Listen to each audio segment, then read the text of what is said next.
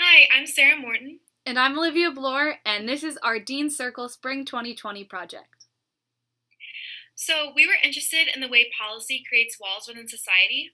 In the news, or even at a place like NYU, when people do talk about the ways in which policy creates walls, it's usually in the context of either race, ethnicity, nationality, religion, etc. So, we wanted to explore how policy concerning sex work, or sex in general, is handled in the US. Sex has always been a really taboo subject, which is why I've been especially curious as to why matters involving sex have been more closed off from mainstream media. Hence, our surprise when we saw the article about two bills that dealt exclusively with sex trafficking and sex work.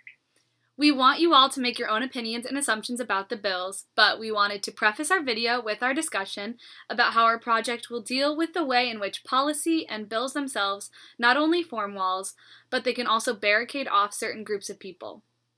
And usually, these groups of people are those who are either not valued in society or not seen as legitimate members of our society.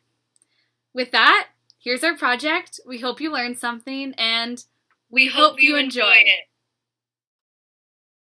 This is actually really, really messed up. Today, you can go online and buy a child for sex. It's as easy as ordering a pizza. It is inconceivable to me that this is happening here in this country. Thousands of children are raped every day. I was not aware. I had no idea. I'm totally shocked and flabbergasted. It's all just a click away. It's happening on the hour. By the hour. 24/7. 24/7. 24/7. This is a crisis. Call your congressperson or senator and say, what the Ask them to amend Section 230. And then call them again until they do something. Please call yours.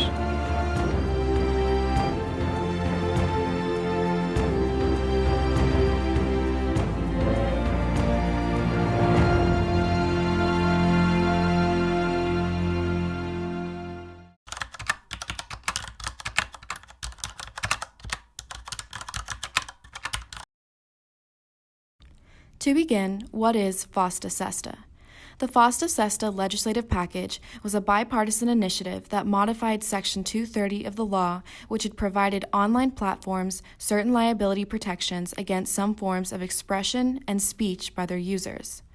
Fosta, which includes aspects of the Senate's version of the bill called Sesta, was intended to restrict websites that promote and facilitate prostitution and websites that facilitate traffickers in advertising the sale of unlawful sex acts with sex trafficking victims. President Trump signed the bill into law in April 2018 after it received support from both sides of the aisle and passed through the Senate with only 2 dissenting votes.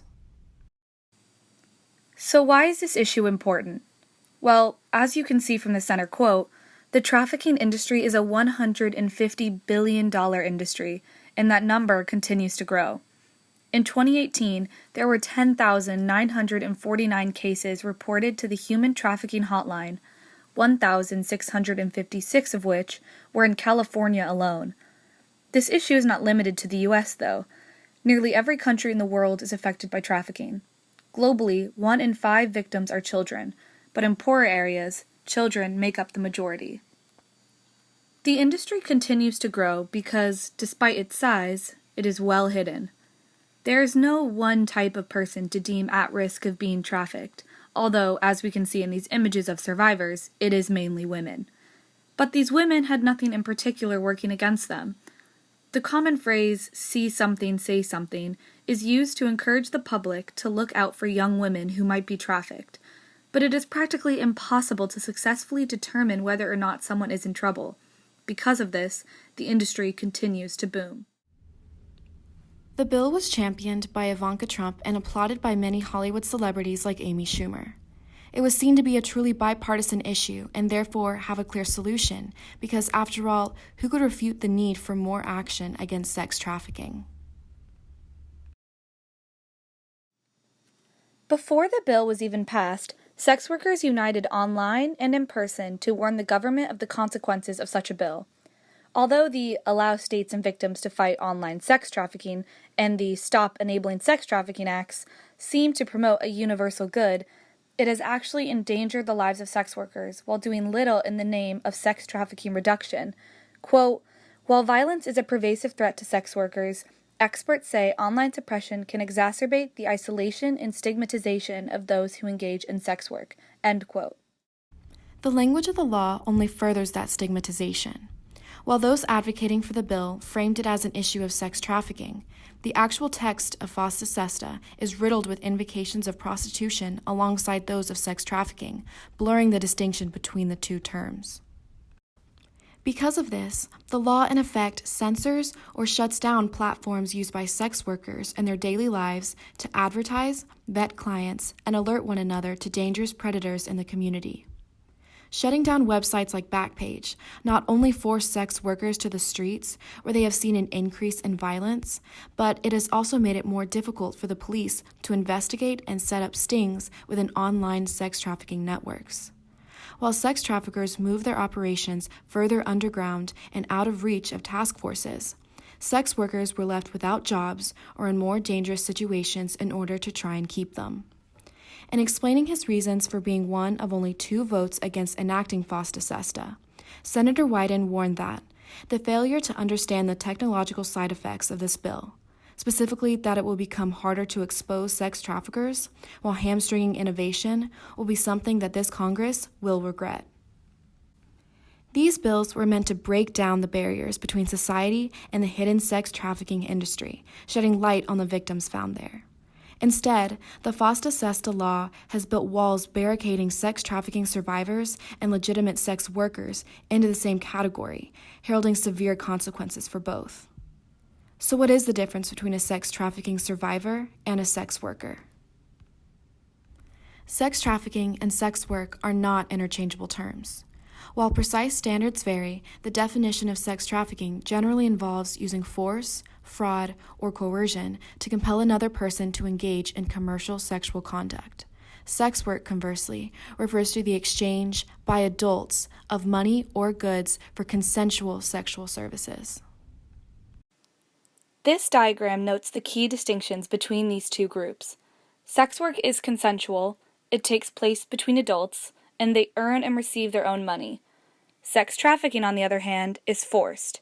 It often involves underage persons, and the victim does not receive any sort of compensation.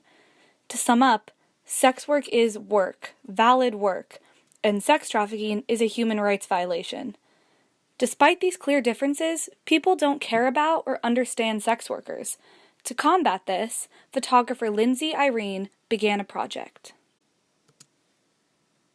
About how can I show sex workers as people? And then I thought, well, what better way of just showing them in their home?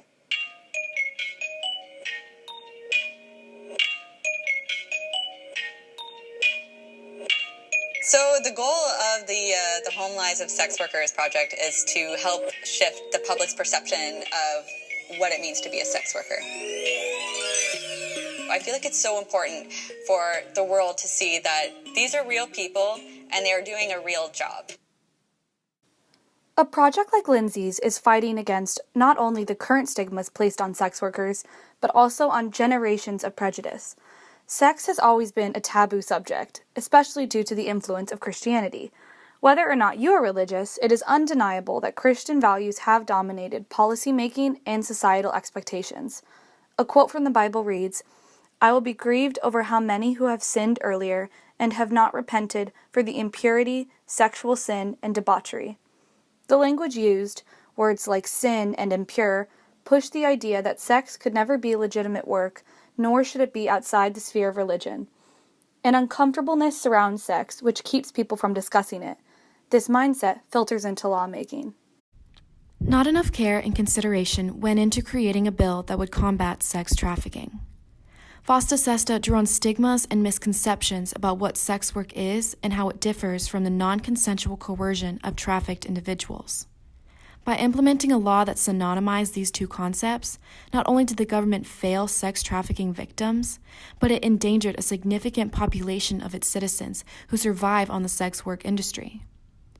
We need a bill that tears down stigmas that divide our nation, and instead builds bridges between lawmakers and sex workers so that, as a whole society, we can effectively and humanely combat sex trafficking.